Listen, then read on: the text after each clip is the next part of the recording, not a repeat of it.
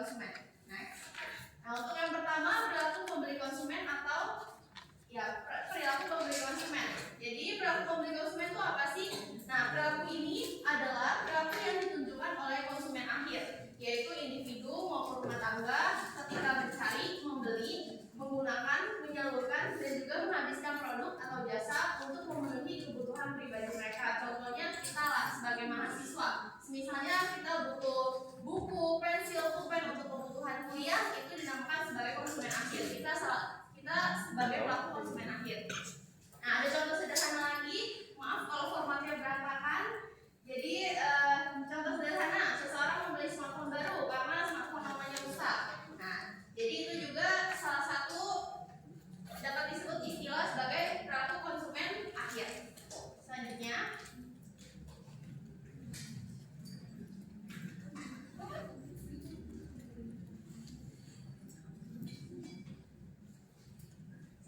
untuk poin kedua ada pasar konsumen. Nah, pasar konsumen sendiri mencakup seluruh masyarakat yang menggunakan produk untuk kebutuhan pribadi, bukan untuk dijual. Nah, ya kayak kita masyarakat umum, perilaku konsumennya di lingkungan rumah tangga gitu ya, kayak ibu kita misalnya butuh masak, ke pasar beli sayur, beli buah untuk kebutuhan primer kita.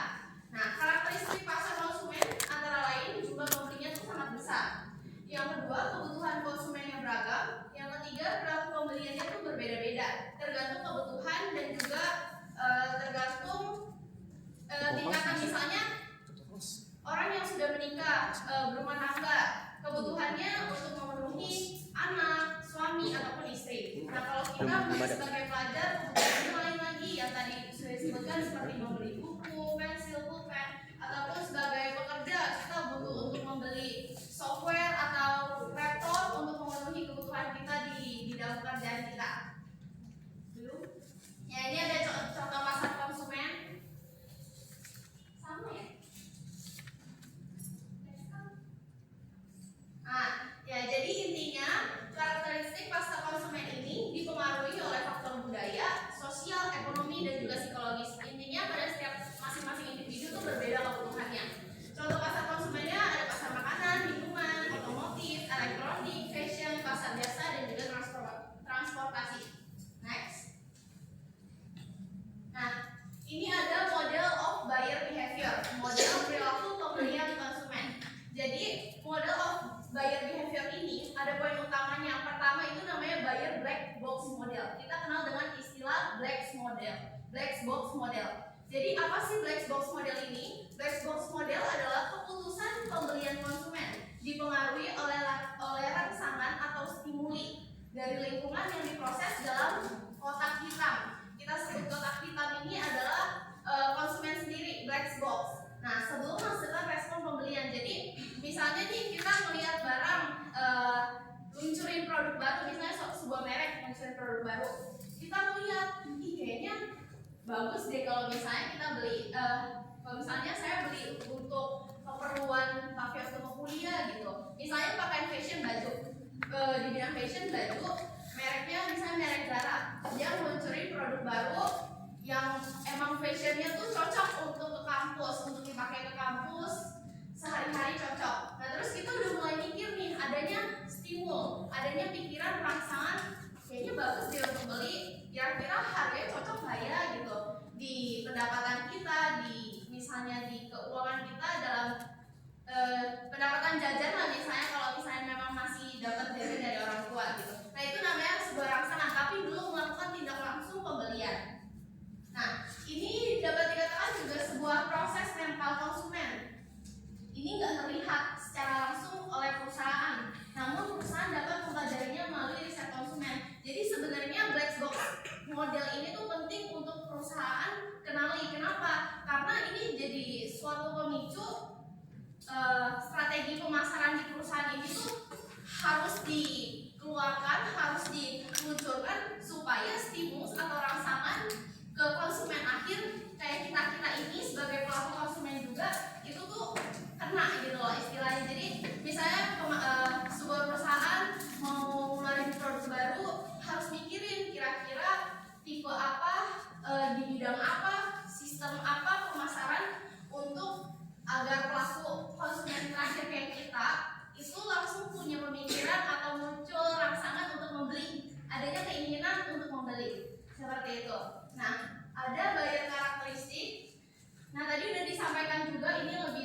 Jadi ada faktor budaya, sosial, pribadi, juga psikologis. Nah, contohnya itu ada usia, pendapatan, gaya hidup, motivasi. Ya, udah disampaikan juga berkali-kali bahwa konsumen kita sebagai pelaku konsumen ini faktor kebutuhannya itu beda-beda. Misalnya usia rentang dari 3 tahun sampai 7 tahun masih masa-masa TK sama SD ya, butuhnya mungkin masih yang ke arah ada mainan, atau mungkin kayak kalau zaman dulu tuh ada Game Boy namanya tuh. Kalau kita kan sekarang kenalnya dengan gadget, kalau dulu ada Game Boy gitu.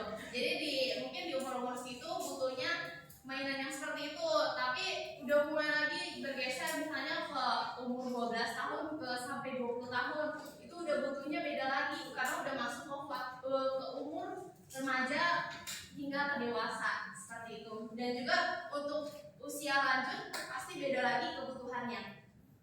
Nah, di sini juga ada buyer decision process. Nah, buyer decision process apa sih? Yaitu proses keputusan pembelian biasanya melalui beberapa tahap. Jadi ini adalah tahap-tahap saat pengambilan keputusan dalam pembelian. Yang pertama adanya pengenalan kebutuhan. Jadi kita sebagai konsumen menyadari, oh adanya kebutuhan ataupun masalah. Jadi karena adanya kebutuhan, artinya kita mencari nih suatu barang yang bisa memenuhi atau menyelesaikan masalah tersebut. Jadi misalnya kita kehabisan, misalnya untuk simpelnya kayak misalnya kita kehabisan kuota. Itu sebuah masalah buat kita zaman sekarang ya, kuota terus nggak ada wifi, sebuah masalah. Terus kita mikir, oh iya ya, udah harus cepet beli lah. Sekarang kan gampang beli pakai aplikasi, tergantung kita pakai SIM card apa. Nah, jadi kita udah kenalin kebutuhan kita apa. Yang kedua, pencarian informasi. Mungkin kalau misalnya kita nggak tahu nih SIM card kita aplikasinya pakai apa sih. Kalau misalnya saya pakai Bayu kartunya, saya belum download aplikasinya.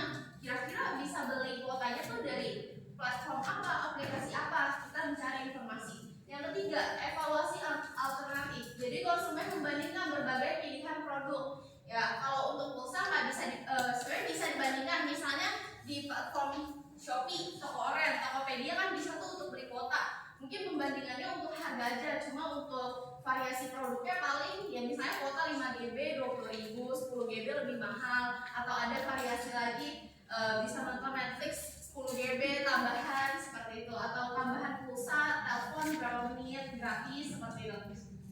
Lalu ada keputusan pembelian. Nah, akhirnya di tahap keputusan akhirnya memutuskan nih, oh udah fix pilih produk ini di platform ini sesuai sama kebutuhan. Masalahnya kelas kebutuhan kita tercukupi. Lalu yang terakhir ada perilaku pasca pembelian.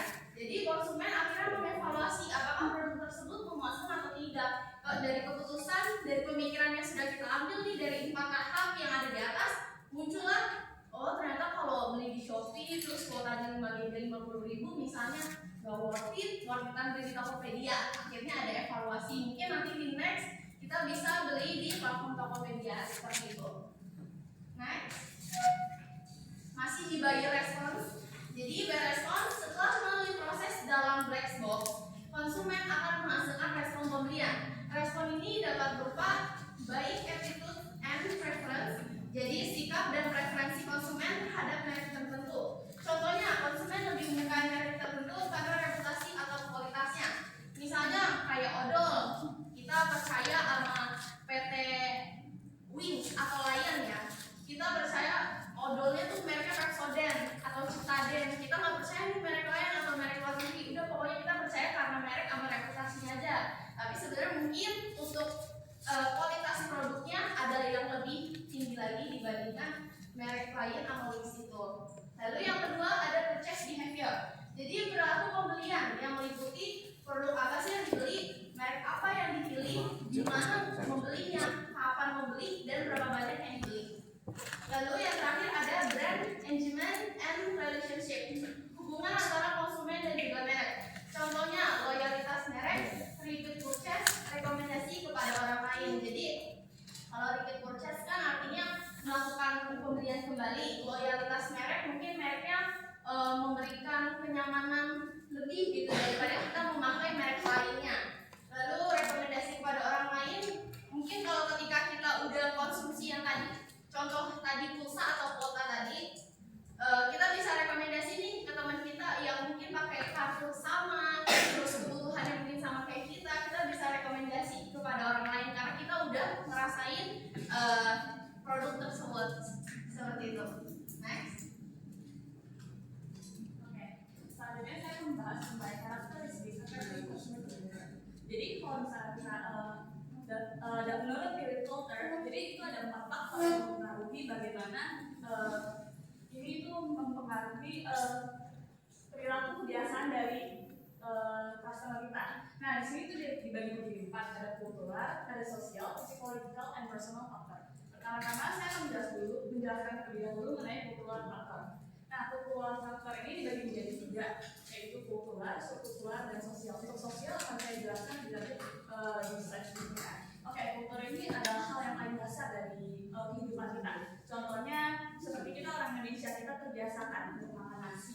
Jadi kalau misalnya kita makan nasi itu kayak aneh-aneh gitu. Nah, selanjutnya ada subkultural, ini adalah kelompok yang lebih kecil dalam suatu budaya. Contohnya kayak cara berpakaian kita itu mengikuti kayak Hokkaido gitu, kita pengen kayak mereka. Next. Nah, tadi kan saya sempat menjelaskan bahwa ini ada 3. Nah, di sini itu ada social class. Ini masih masuk ke dalam kultural. Ini dibagi jadi 4. Upper class, middle class, working class, and lower class. Jadi upper class itu di mana kondisi ekonomi mereka tuh pendapatannya lebih tinggi. Dan ini mempengaruhi bagaimana cara mereka mengkonsumsi. Bahkan mereka bisa membeli suatu barang yang tersier atau keinginan bukan kebutuhan pokok. Nah, middle class ini di mana ekonomi mereka itu berkecukupan, namun tidak terlalu bergantung dengan pekerjaan. Mereka itu cenderung biasa membeli bisa memenuhi kebutuhan hidup mereka dengan memenuhi sedikit keinginan mereka. Lalu working class ini di mana mereka bergantung dengan pekerjaan mereka. Mereka cenderung membeli di mana berdasarkan kebutuhan mereka dan jarang membeli sesuai dengan keinginan mereka. Nah, lower class ini di mana pendapatan ekonomi mereka paling rendah. Oke, di sini ada social factor atau faktor sosial. Di mana faktor sosial ini mempengaruhi dari orang lain. Ini misalnya ini dibagi menjadi 3. Boleh next 2 kali. Di sini ada membership group, aspirational group, and reference group. Nah, membership group ini adalah kelompok yang seorang menjadi anggotanya secara langsung. Ini karena kebiasaan. Contoh, kita sama teman-teman kampus kita. Nah, teman-teman kampus kita itu juga mempengaruhi cara berpakaian kita. Nah, aspirational group ini di mana kayak kelompok yang ingin kita ikuti. Jadi seperti kayak kita mau ikutin idol kita gitu, caranya berpakaiannya seperti apa, mereka memakai makeup seperti apa gitu. Nah, reference group ini di mana kayak sama kayak reference itu menjadi acuan. Di mana kayak influencer ini memakai skincare ini, terus kemudian kayak menjadi acuan biar kayak kalian bisa bagus gitu. Next. Di sini ada personal factor atau faktor pribadi. Nah, faktor pribadi ini adalah karakteristik individu yang mempengaruhi keputusan hidup. Boleh tolong next.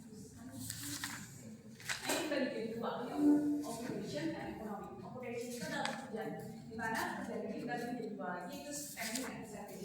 Nah, spending ini maksudnya bagaimana pekerjaan itu mempengaruhi cara mereka mengeluarkan uangnya. Misalnya pekerja kantoran tuh dengan staf biasa itu cara mereka mengeluarkan uangnya beda. Mungkin pekerjaan kantoran gaji di atas kayak manajer, CEO, mereka membeli barang yang menunjukkan karakteristik mereka. Nah, kalau saya di sini di mana total pendapatan mereka itu bisa menentukan seberapa banyak yang mereka bisa simpan. Nah, di ekonomi ini adalah ekonomi dibagi menjadi 2, yaitu personal income and interest rate. Nah, personal income ini maksudnya itu bagian pendapatan yang ini bagian pendapatan ini bisa menjadi acuan bagaimana cara kita memenuhi kebutuhan kita di masa mendatang. Lalu ini ada interest rate, ini di mana misalnya nih kalau bunga bank tinggi kita cenderung bakal nabung.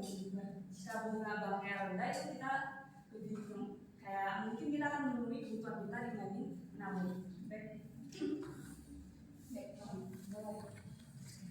Nah, di sini ada physiological factor. Psikologis ini di mana kayak berhubungan dengan proses mental kita. Di sini ada selective attention, selective distortion, dan selective retention.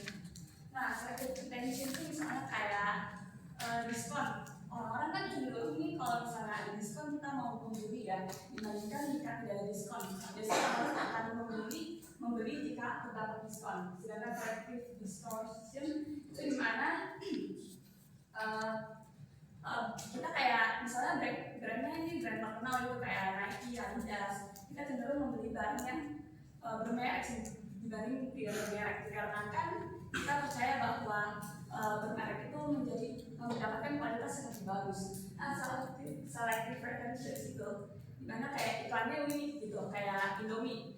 Kan kita tahu ya Indomie selain laku, kita menjadi kayak memilih untuk membeli barang tersebut dikarenakan iklannya unik.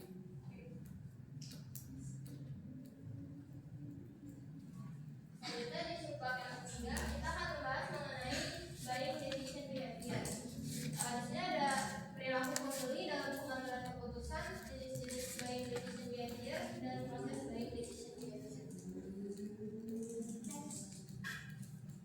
Nah, jadi kan tadi sudah banyak dijelasin mengenai buying behavior atau perilaku konsumen. Di sini kita akan membahas mengenai buying decision behavior ataupun perilaku konsumen ketika mengambil keputusan untuk membeli suatu barang atau jasa untuk memenuhi kebutuhannya sendiri. Nah, di sini ada tipe-tipe dari konsumen ketika ingin membeli atau ketika ingin memberikan keputusan untuk membeli. Yang pertama itu adalah complex buying behavior. Perilaku complex buying behavior ini tuh maksudnya perilaku konsumen itu keterlibatannya itu sangat rendah, sangat tinggi. Jadi si konsumen ini akan melakukan riset mendalam ketika ingin membeli suatu produknya itu.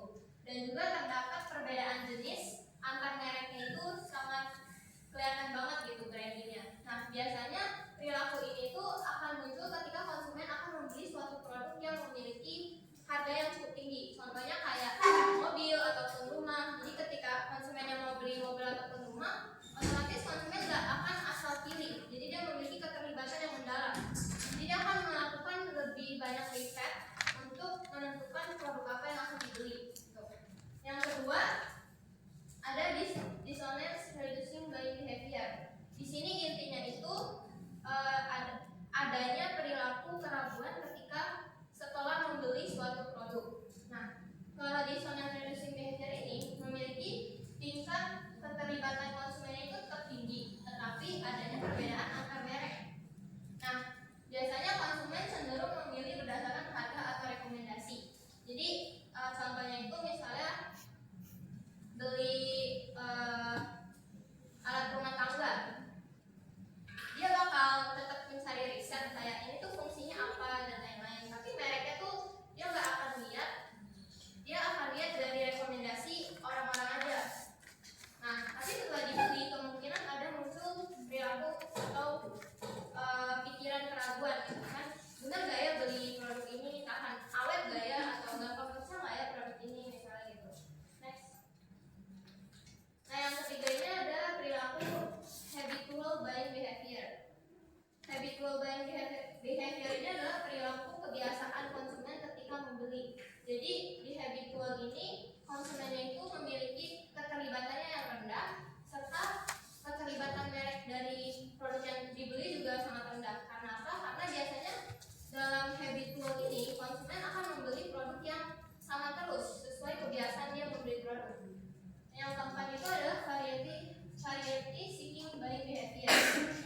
Di sini perilakunya itu konsumen memiliki keterlibatannya yang